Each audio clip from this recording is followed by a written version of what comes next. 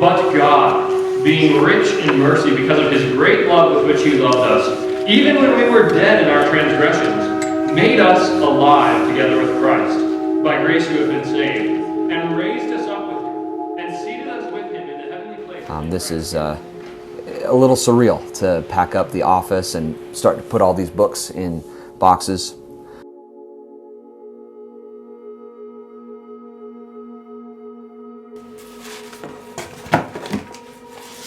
This is the place where I have studied. This is the desk at which I've poured into God's Word, across which there's been probably the most counseling and one-on-one meetings, whether they're joyful and exciting of how God's working in someone's life or tears shed. And so this space has been kind of an operation and a cockpit for ministry for now years. I remember coming through the doors the first time, and Pastor Dan had an office right here. But for years now, this has been kind of, apart from the Lord's Day, just through the week, I've been posted up here, studying into God's Word, meeting with students, meeting with others, and so this is a little surreal.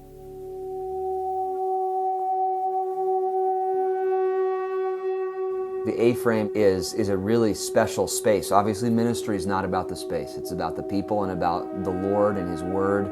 But just countless hours of preaching week by week in that facility on Wednesday nights. That's been my routine and my pattern for years, for over a decade. Is Wednesdays in the A-frame with young people, with students, and so.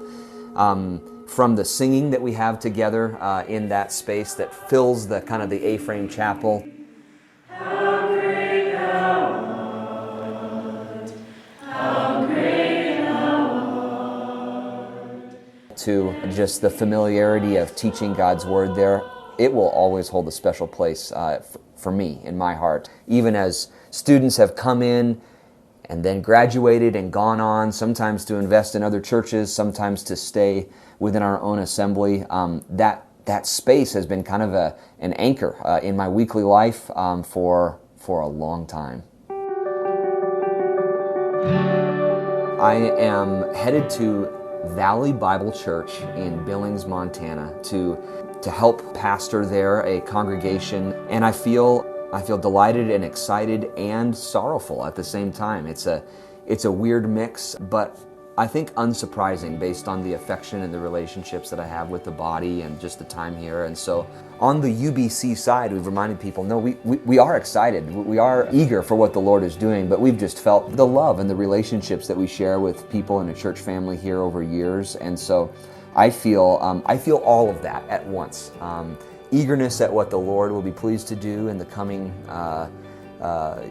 days, months, years, but also grateful and weighty at the investment that's been made here, and all the ways I've been loved, and the relationships that I've shared here at University Bible and in Pocatello.